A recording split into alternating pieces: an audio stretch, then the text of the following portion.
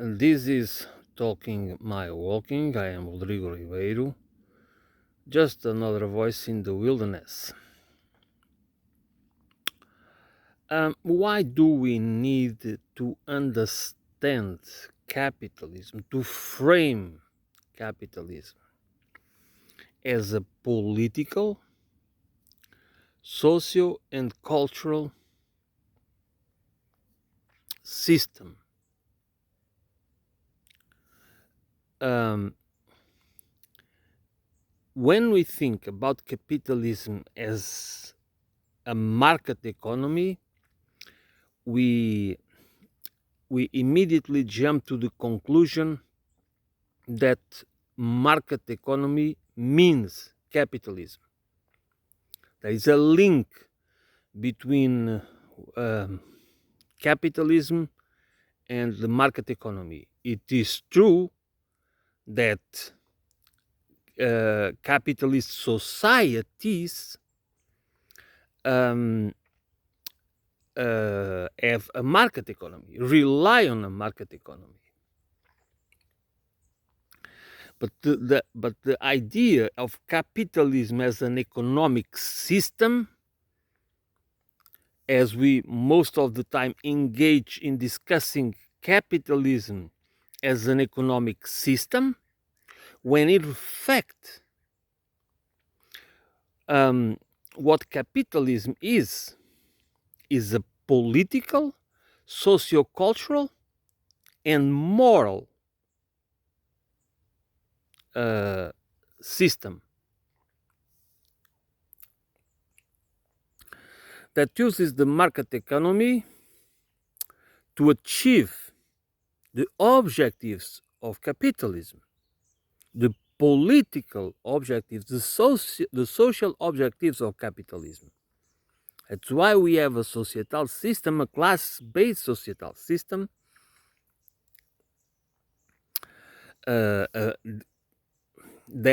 allows, that is justified and glorified with the myths of meritocracy and other myths of the entrepreneurial class and this and that and so on and so forth,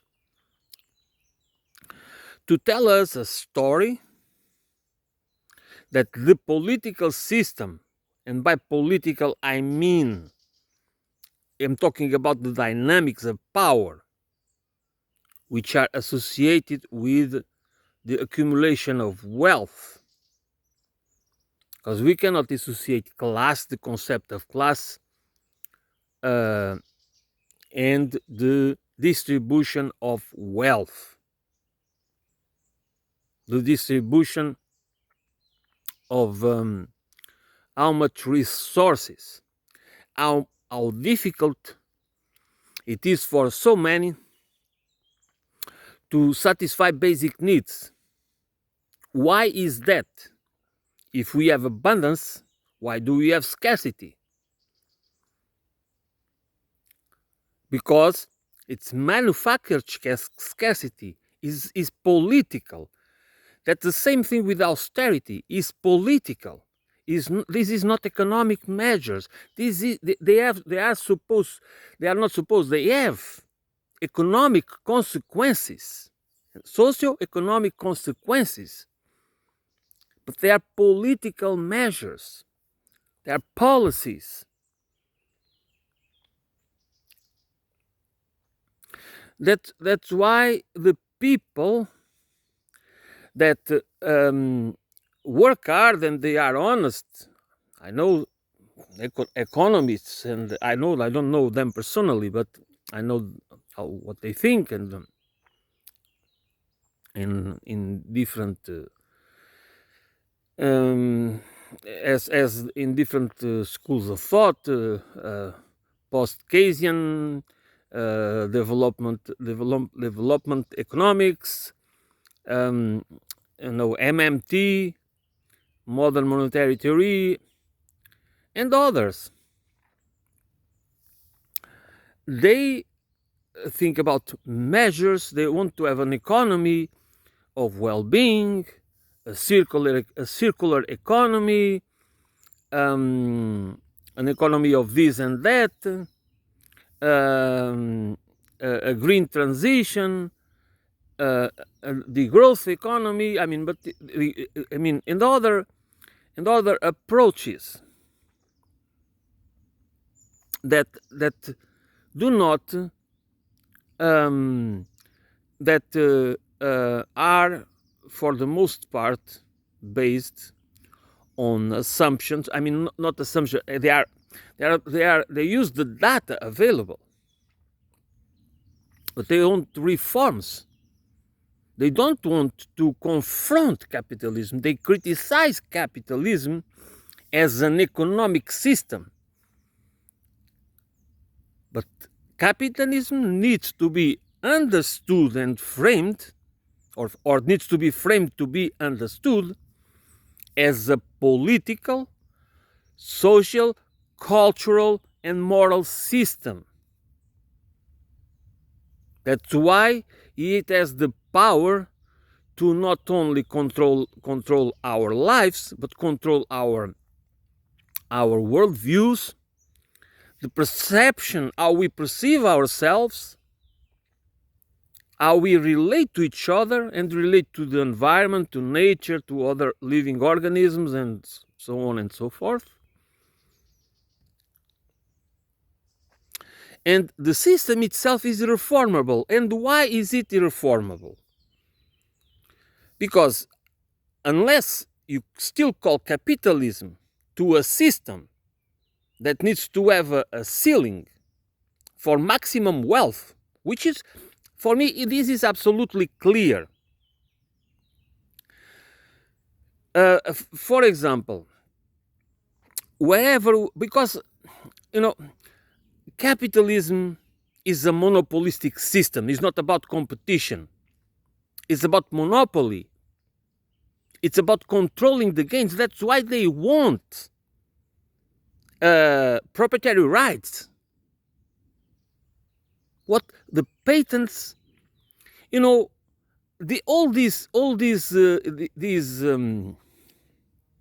this intellectual frame that justifies the existence of these laws, these proprietary laws and private laws and this and that, so on and so forth, ownership laws, inheritance laws, and all of, they sell it as if it is moral.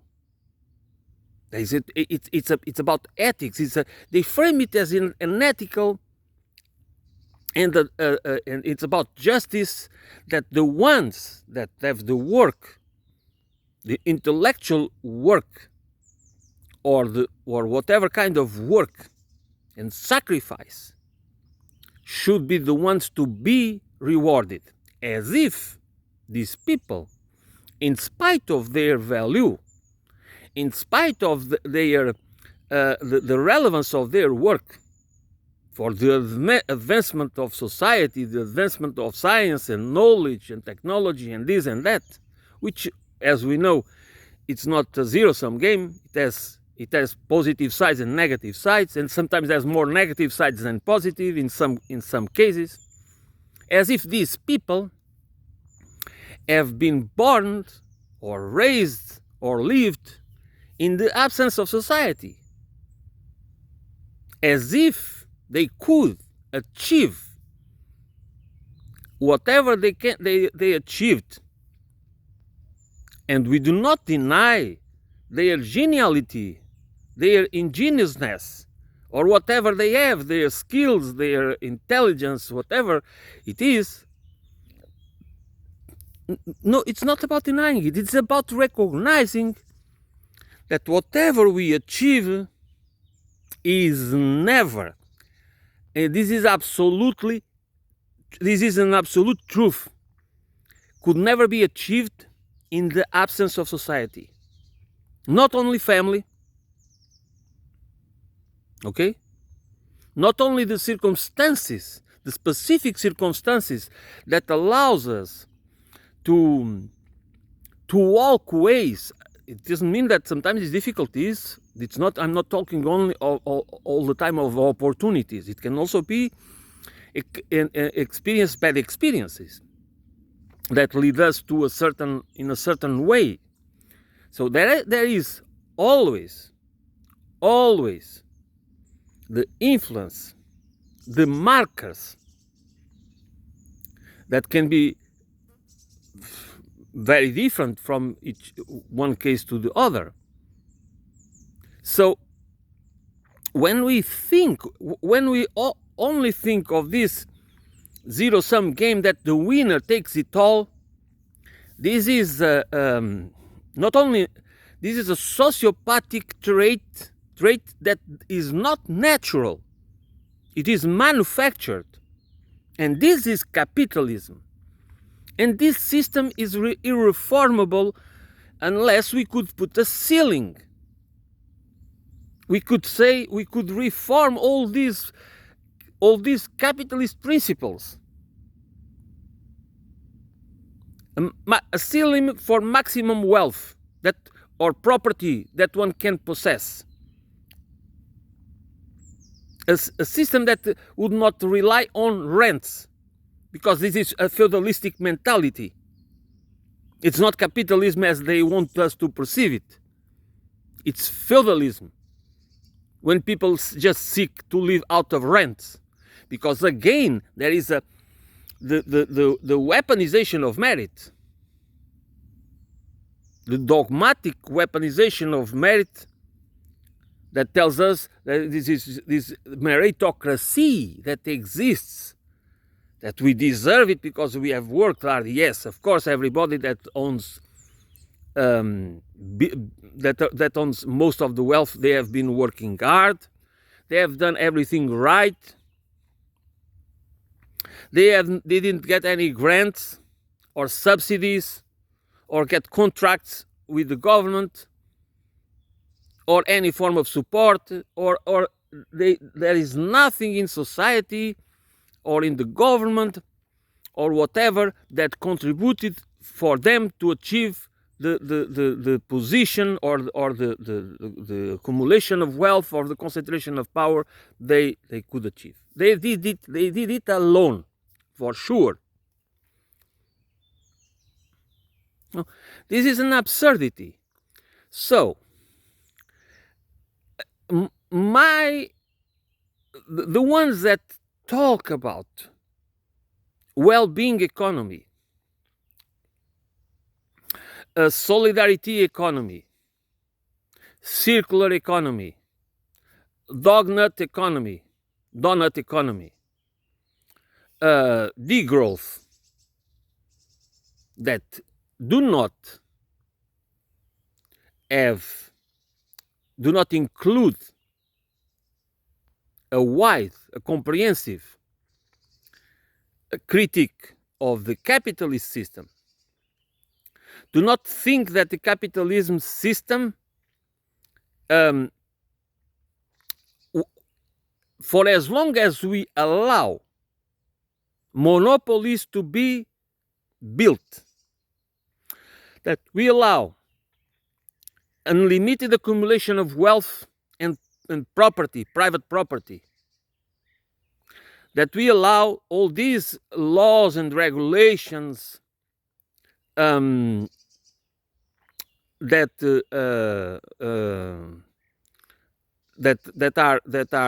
are most of it is written by the most prestigious law firms. Okay, they are not even written. These proprietary laws and this and that, they are not even written by the people that should, because it's policy.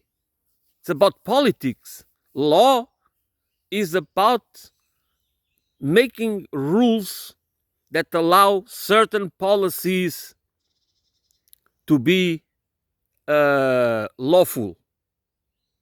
Okay? So if a system that is irreformable, because there will always be people with sociopathic and psychopathic traits, narcissists, megalomaniacs, opportunists without scruples, that will take advantage of the freedom, of the capitalist freedom to weaponize the system, to instrumentalize the system for their benefit, for their crazy megalomaniacal projects. And since they don't have empathy, or very little empathy and compassion, they don't care to cooperate. They have their agendas and their objectives. Capitalism is the political, socio-cultural, and moral system perfect for them. And we think about capitalism as synonymous of market economy. No, market economy can exist. We can have a socialist, eco-socialist, or whatever market economy we want, because we can use a regulatory system, a law system that has totally different laws for proprietary law, private property law, all types of laws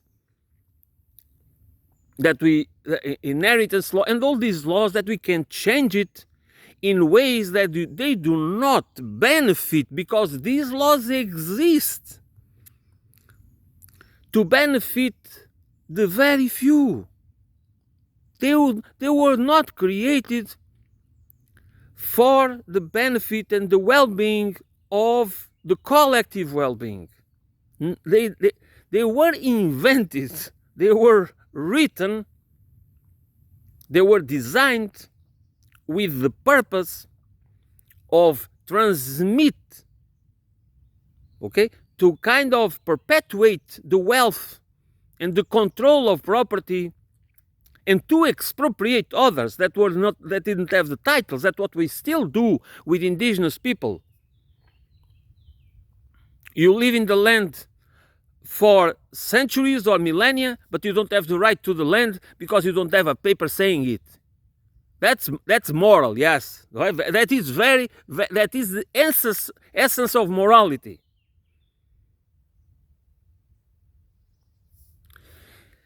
And that's why so many people don't really understand what capitalism is.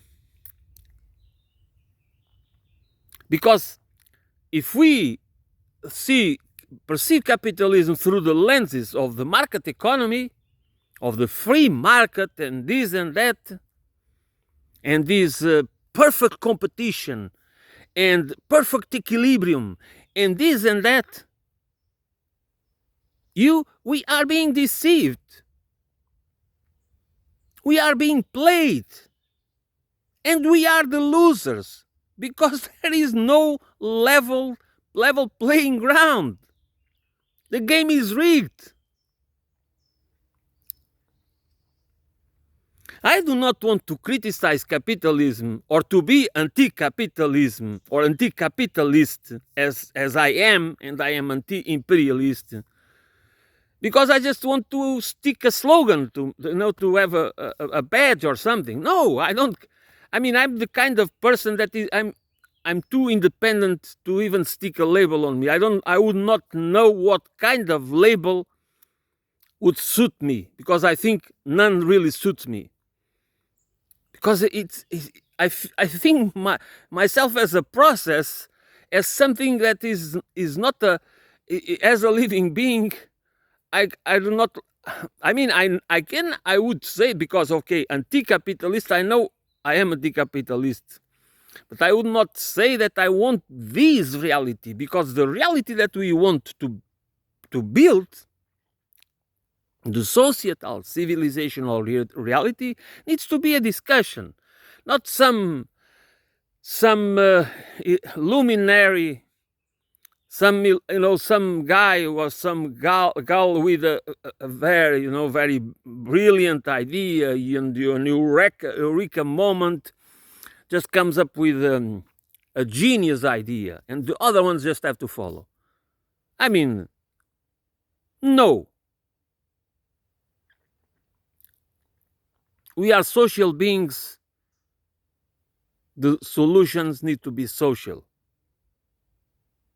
Top down. We are so used to the top down, to follow authorities, leaders, heroes, saviors, this and that.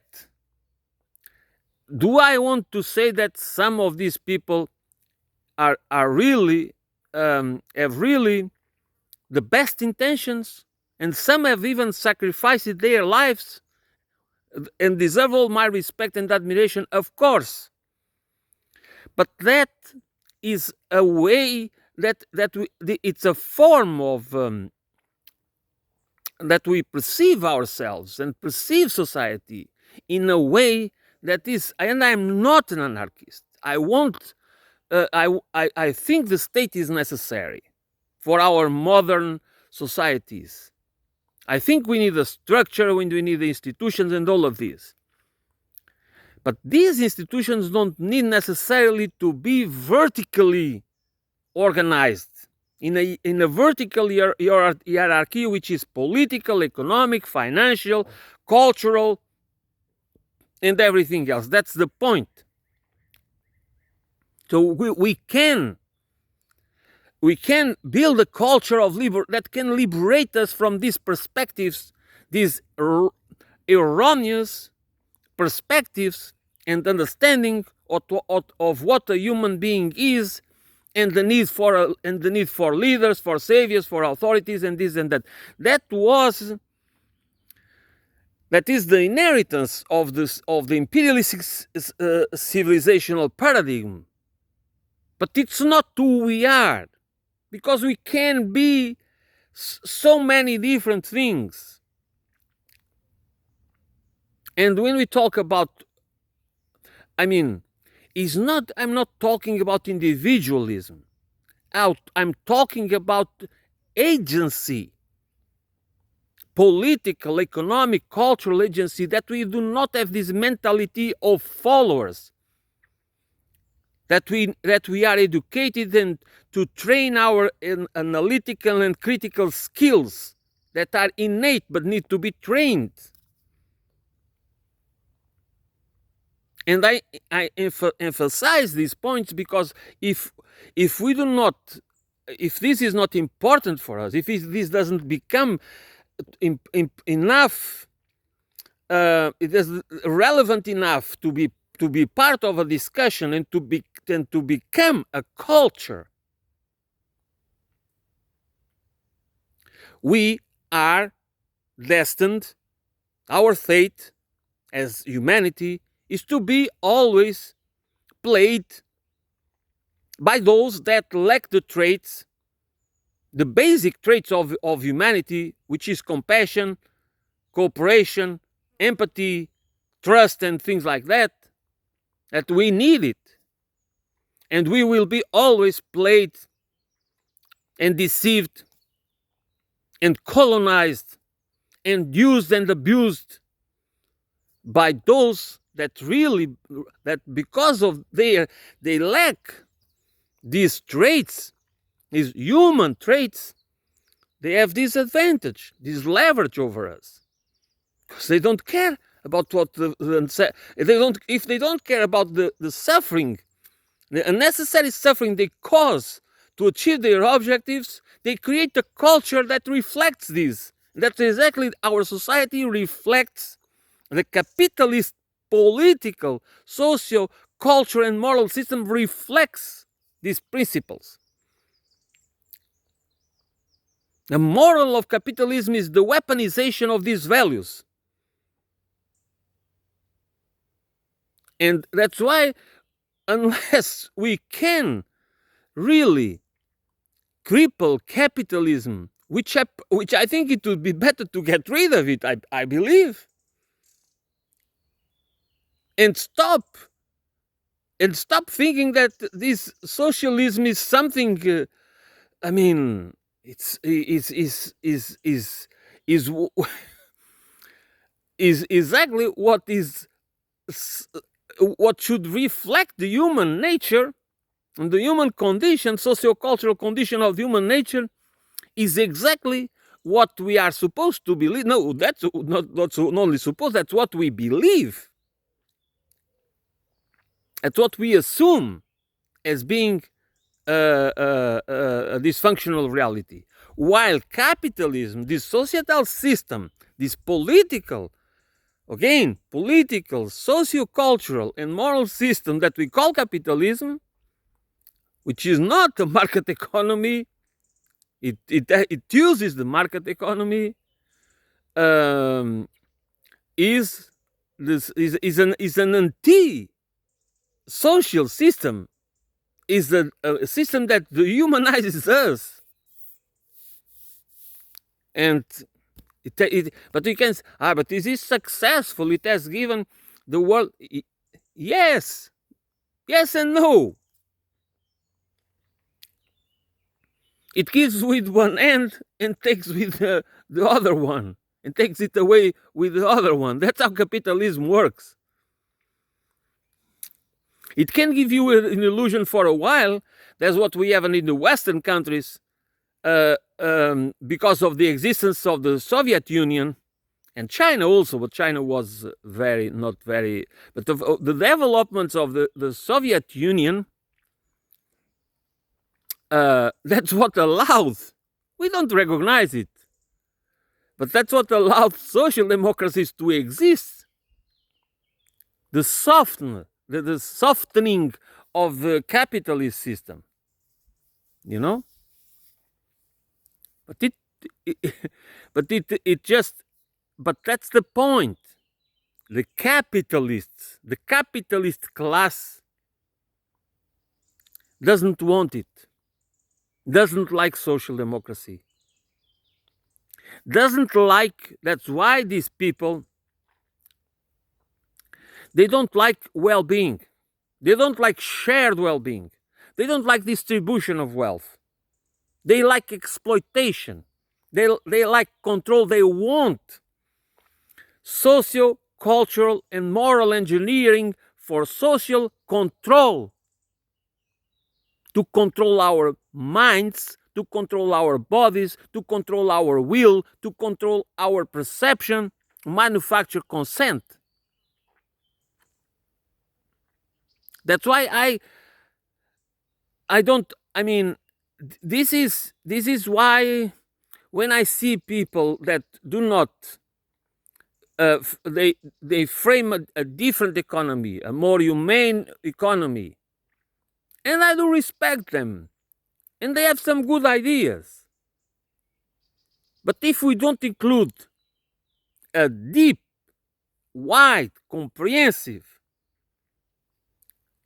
understanding and criticism of what the capitalism system really is, we do not understand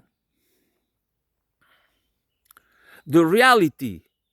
The reality, why we are where we are, why our societies are, why the Western countries uh, are in such a bad shape, and why people don't understand it.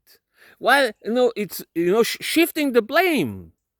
Russia, China, Iran, this and that, and so on and so. They are the ones. This is the countries that are really responsible for our social decrepitude, socioeconomic.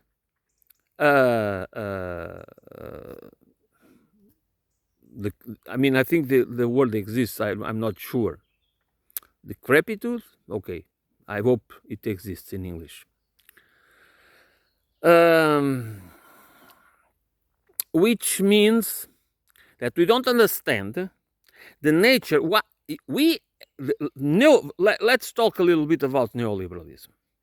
What is neoliberalism?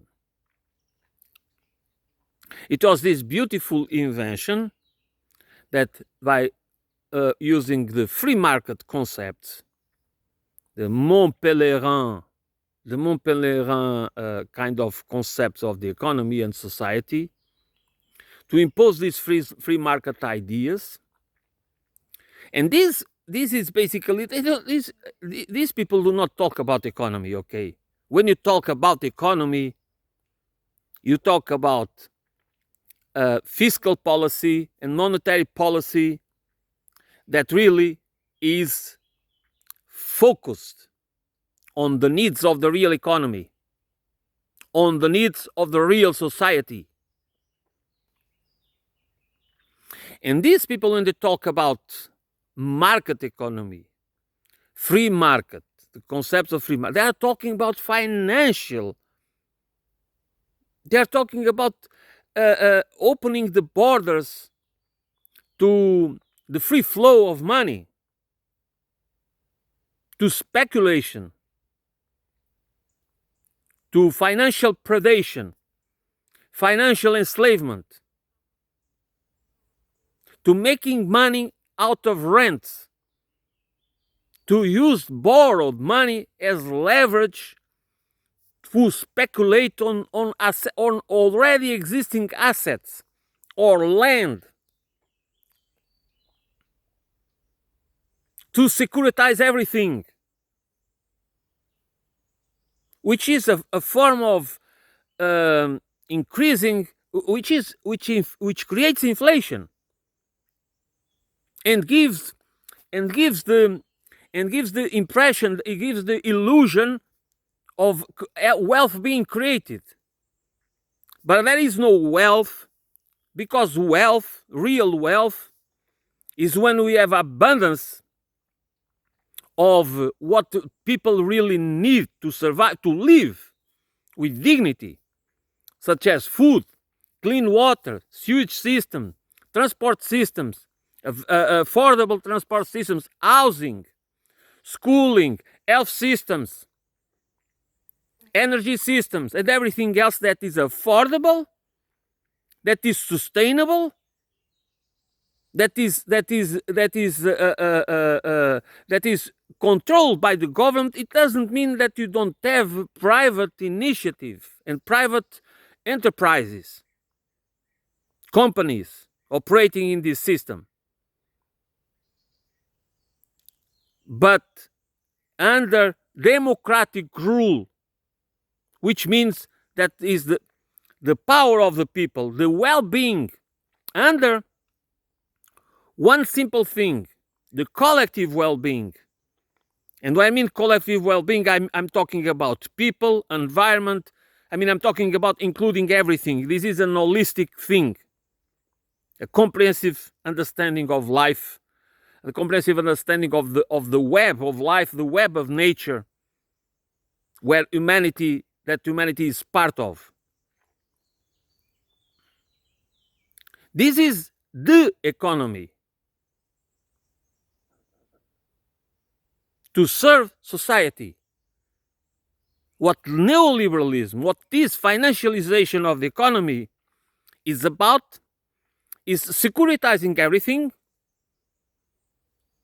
is creating financial wealth, exponential financial wealth, exponentially making it look that is real wealth being created, and this wealth is funneled upwards to the very top. Okay, 10% of the population in some countries benefit out of this system because they own stocks and bonds and things like that, okay? Because they are part of the upper middle class and things like that. So, but 1% and then the 0.1% are the ones that truly benefit of this capitalist system, a free market capitalist system. And the rest of the society suffers. Even the middle class that was protected and was important to the social democracy, to socio-democratic societies, or liberal socio-democratic capitalistic societies, as a buffer, as a form of keeping people satisfied with their rulers, is now not anymore important, because the capitalist class doesn't care about the middle class. They can the capitalist class is about using people. That's the difference between the right and the left, or at least that's in my view. That's the left care about people, care about well-being. The right cares about wealth concentration, private property, proprietary rights, which means they don't care at all about the. That's why people, poor people, working people, should never vote for right-wing parties, because they don't care about them.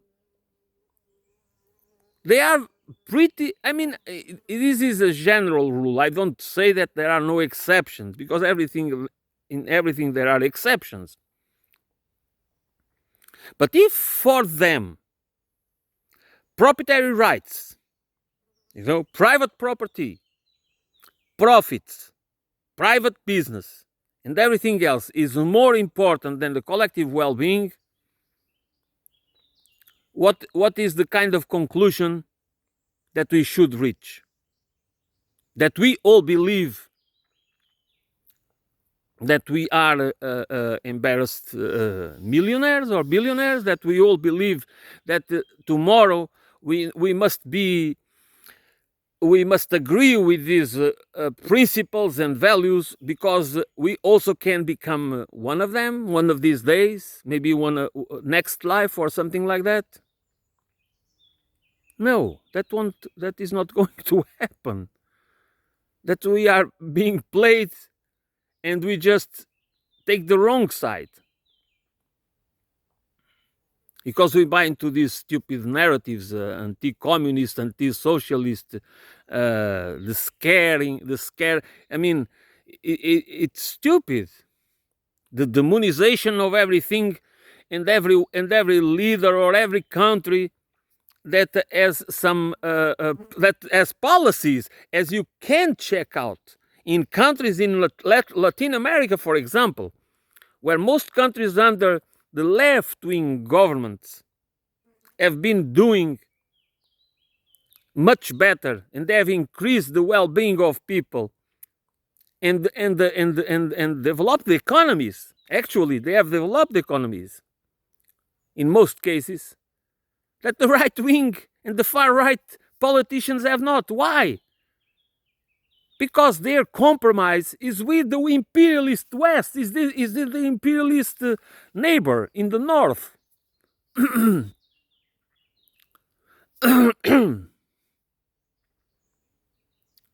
They are, for the most part, a comprador class. They don't care at all, and that's and of course, many times the middle class sides with them, because they don't want to lose whatever little they have of wealth or social status or whatever. So my point is, we cannot have the capitalist system is irreformable, because it's a political system, is a power system, is a socio-cultural and moral system for the purpose of keeping the power and the wealth, for sure, in the hands of the very few.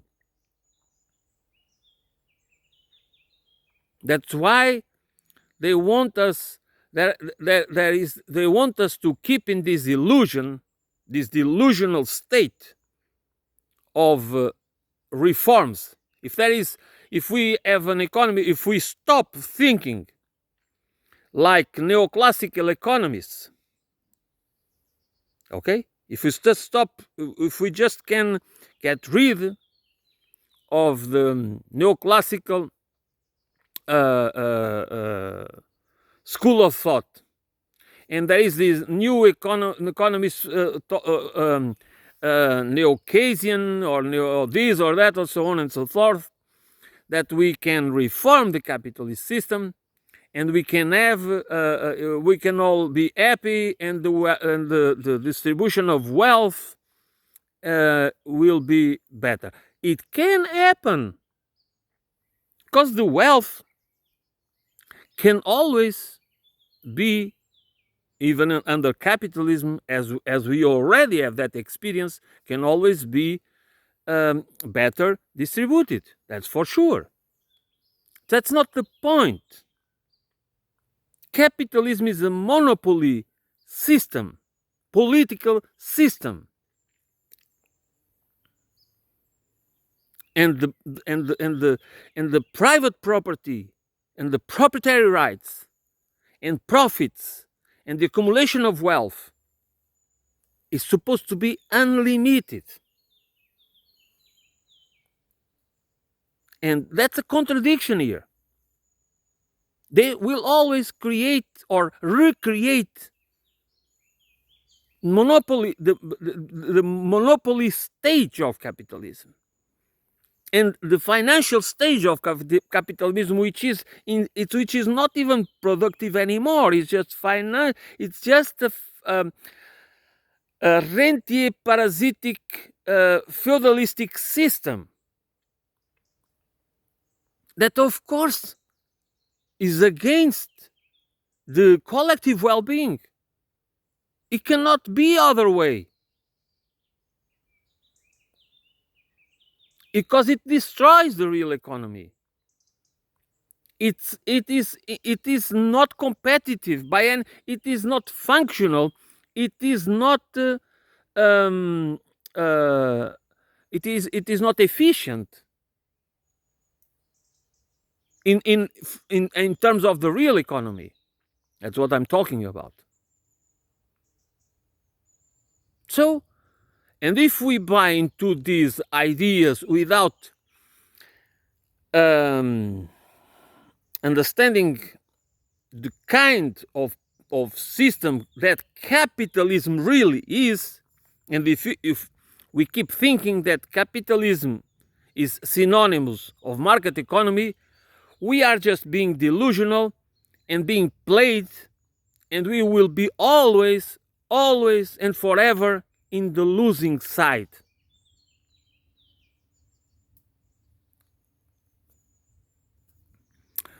So that's my reflection for today. Thank you for listening, and I will be back soon.